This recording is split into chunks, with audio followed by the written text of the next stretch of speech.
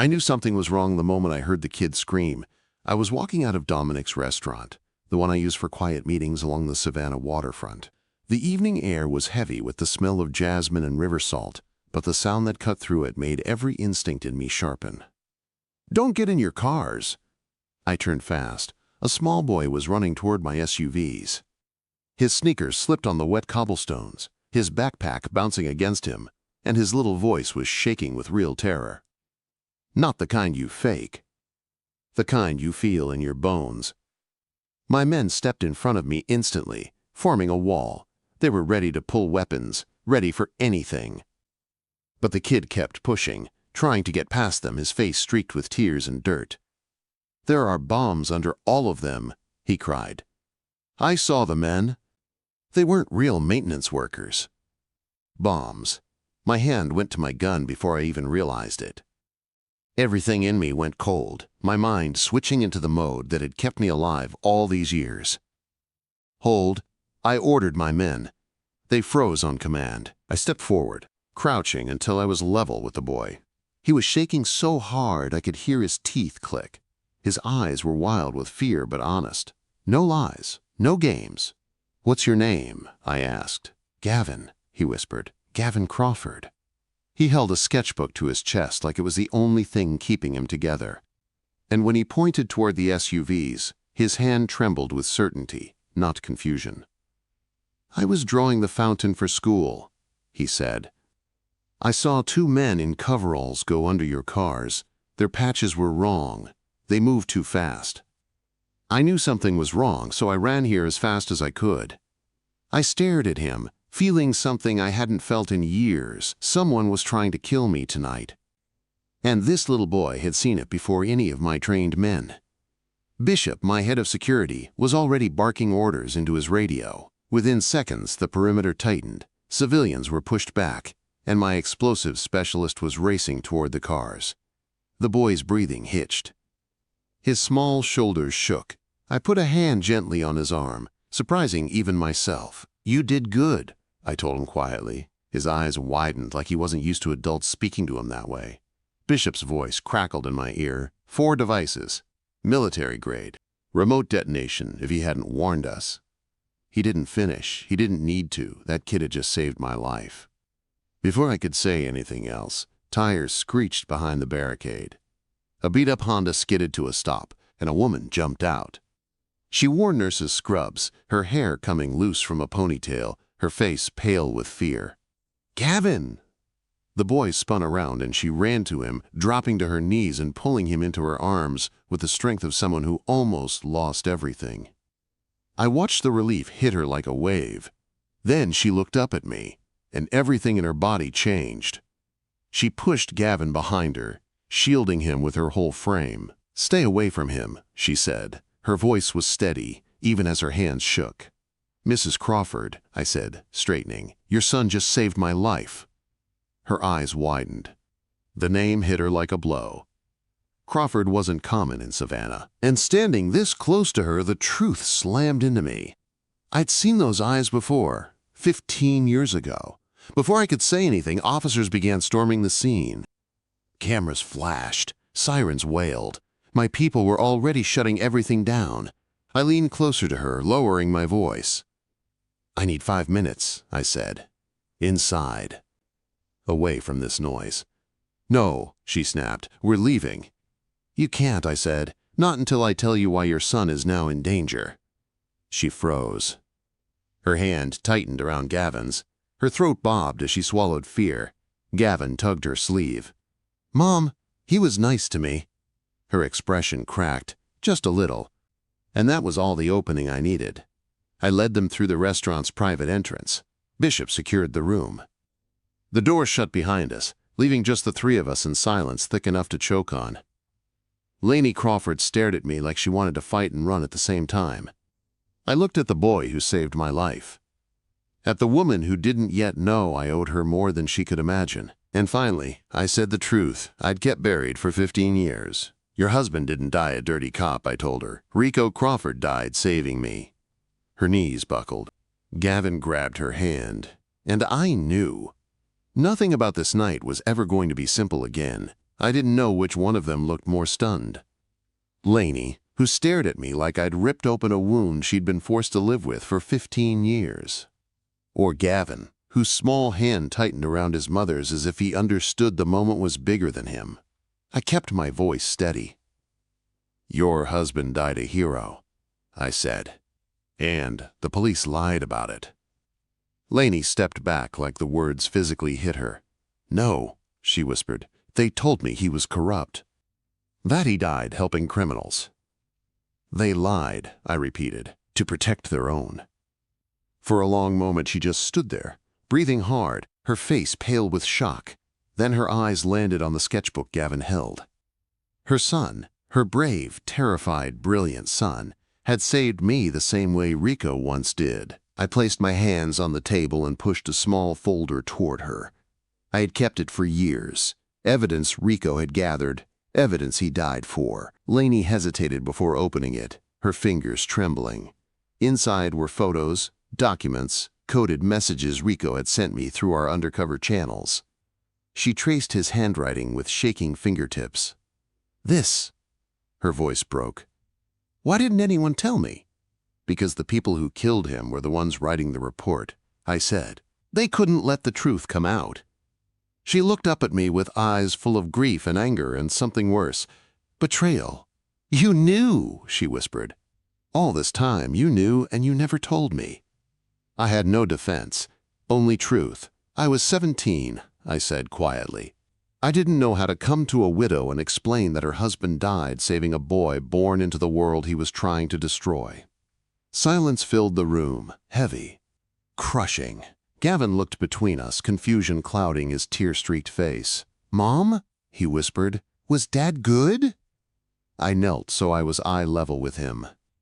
"He deserved truth, too. He was the bravest man I ever met," I said. "He saved me when no one else would. He died trying to clean up corruption in the police." Gavin's lip trembled. "So Dad wasn't bad?" Quote, "No," I said. "Your father was a hero." Lainey's sob finally escaped her. She covered her mouth, shoulders shaking. I stood slowly, giving her space, but every instinct in me wanted to comfort her, something I wasn't sure she'd let me do. Before I could speak, Bishop pushed through the door. His face was grim. "We have a problem." Lainey stiffened, immediately pulling Gavin behind her again. "What now?" she whispered. Bishop glanced at me before answering. "The devices under your cars matched a signature we've been tracking, Marchetti." My jaw clenched. Marchetti was bold, reckless, and stupid enough to try blowing up half a block to make a point. "What else?" I asked. Bishop swallowed. "They planted cameras. They wanted proof of detonation." Lainey's hand tightened on Gavin's shoulder. Did they see him warning you?" "Yes," Bishop said quietly. "They saw everything." Quote, my blood ran cold, because that meant one thing. Gavin had just become a target. Lainey understood instantly. The terror in her eyes made it hard to breathe. "We're leaving," she said. "We'll go to my sister's. We'll hide. No, I cut in. You can't." She rounded on me. "You don't get to tell me what to do with my son."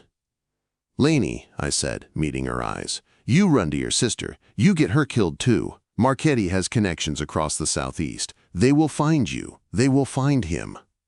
Her breath hitched. "What do you expect us to do?" she whispered. I stepped closer, not threatening, just honest. "Come with me." She froze. "To my estate," I continued. 30 acres, locked down tighter than Fort Knox. Surveillance on every inch. No one gets in without dying first. Lainey stared at me like she couldn't believe the direction her life had taken tonight. "You want us to stay with you?" she asked.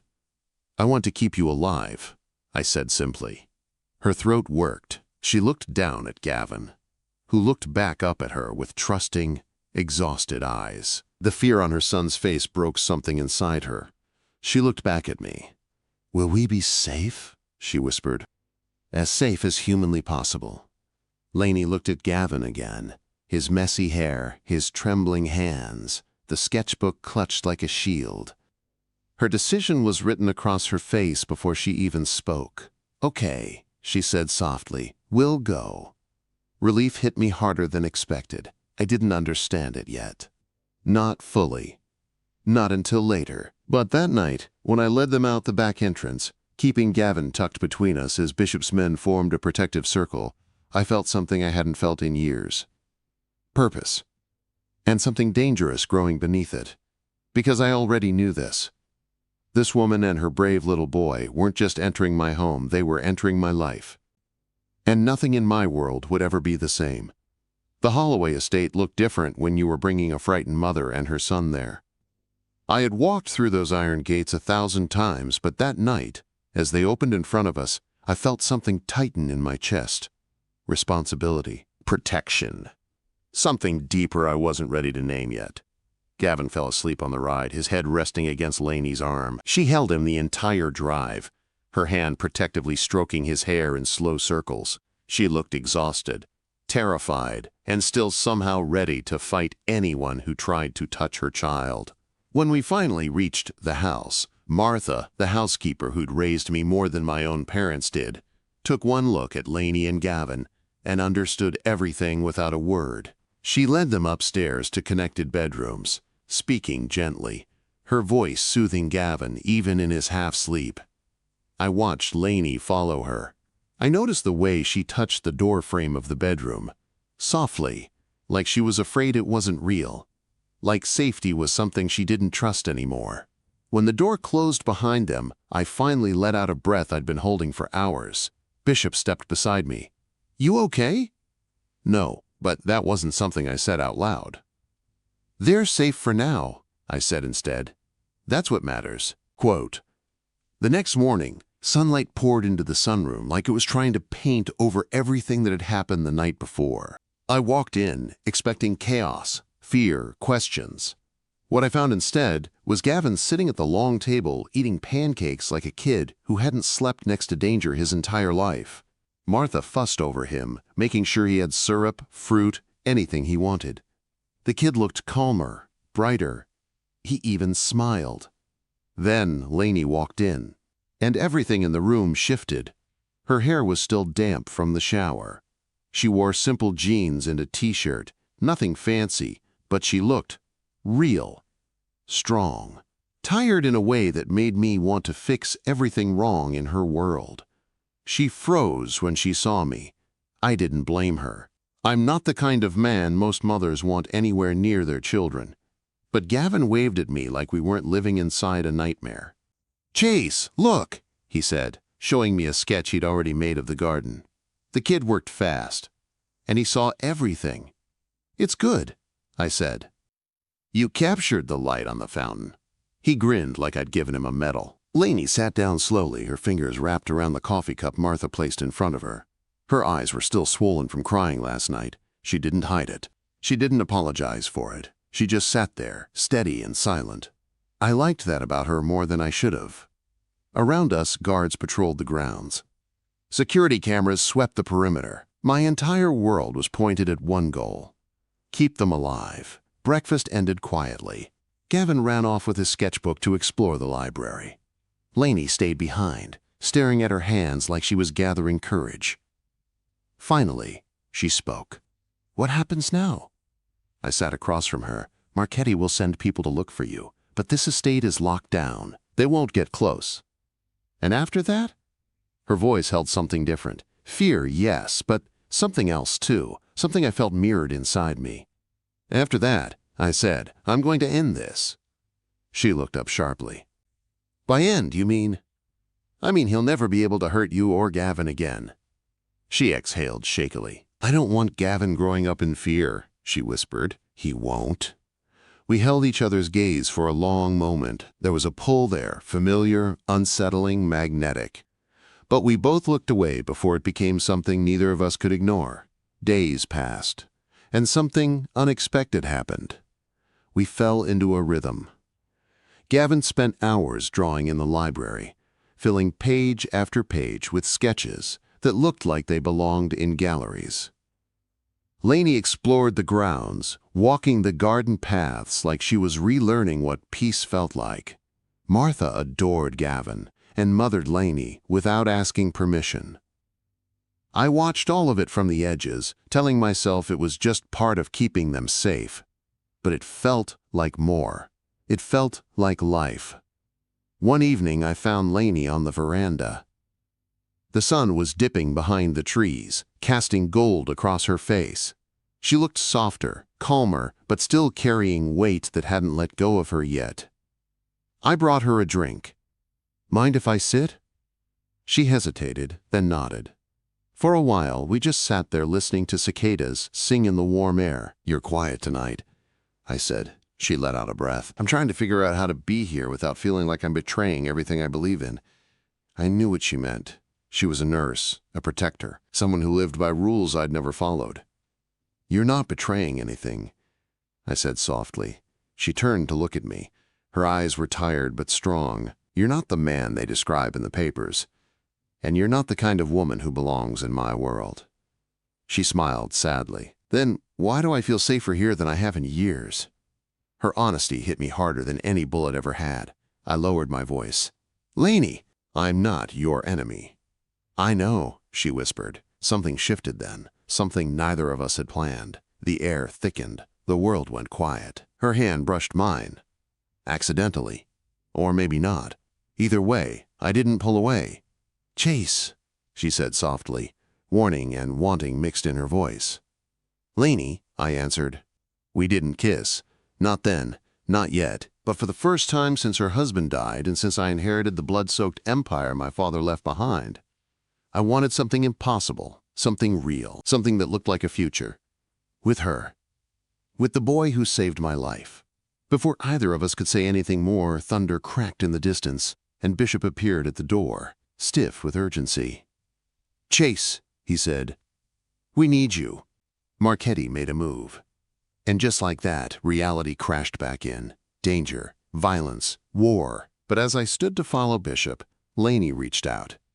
Not grabbing me, just touching my arm for one brief moment. "Come back," she whispered. No one had said that to me in years. I nodded once. "I will." But even as I left, I knew one thing with a clarity that terrified me. I wasn't just fighting for my own life anymore.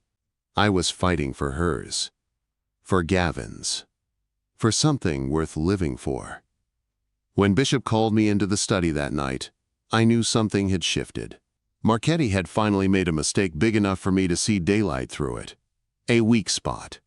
An opening. But all I could think about was Lainey's voice whispering, "Come back." Not for my territory. Not for my men. For them. I didn't know when it happened. Somewhere between Gavin warning me about the bombs and Lainey standing under my veranda light looking more scared than she ever let herself show, I had become a man with something to lose. And that made me dangerous. The next 24 hours were war, meetings, surveillance, pressure, moving pieces across Savannah's underworld like a chess game where the king wasn't me anymore. It was the boy sleeping upstairs, clutching a sketchbook like armor. When the final call came in, Bishop didn't need to say a word. I read everything in his eyes. "It's time," I said, and we moved. Hours later, the message came through. "It's done." 2 words, 200 consequences. I drove back to the estate before dawn, my body running on adrenaline and exhaustion, my mind stuck on 2 faces, one woman, one little boy, who had changed my life without trying. The doors opened before I reached them. Lainey was there. Her hair was messy. She still wore last night's clothes. Her eyes were red like she hadn't slept. She ran toward me before I could speak. "Are you hurt?" she whispered. "No." Her knees weakened with relief. She took a shaky breath and pressed a hand to her chest. "You came back." I didn't kiss her. I didn't hug her.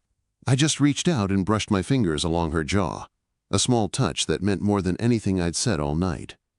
"Yes," I said. I came back. Later that morning, I sat Gavin down in the library. He looked up at me with those quiet, serious eyes, eyes that used to belong to his father. "Is the danger gone?" he asked. "Yeah," I said. "You and your mom are safe now." He nodded, absorbing every word. Then he did something that broke me a little more than I care to admit. He threw his arms around my neck. "Thank you," he whispered. I closed my eyes. I hadn't realized how badly I needed that. Lainey and I stood outside under the oak trees when the world was finally still again. The estate was quiet, morning sun lighting up the moss hanging like lace above us. "So what happens now?" she asked. I took a breath, the hard truth, steady and simple. "You go home," I said, "back to your life." Her face tightened. Disappointment, fear, something else. "And you?" she whispered. "I'll make sure no one ever touches you again." She nodded slowly, but there was something in her eyes she didn't say. Not yet. 2 days later, I knocked on her apartment door in Savannah. She opened it, surprised. "Chase, what are you doing here?" "I came to finish something," I said. I placed a folder in her hands. When she opened it and saw her husband's name, Rico Crawford, printed under the words "Official Exoneration," everything inside her seemed to break and heal at the same time. Her knees wobbled, tears filled her eyes instantly. "They cleared him," she whispered, "after 15 years. "He's getting a medal," I said.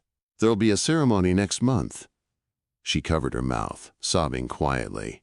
"It's what he deserved," I added. Then she looked up at me with a softness I wasn't prepared for. "Why did you do this?" quote.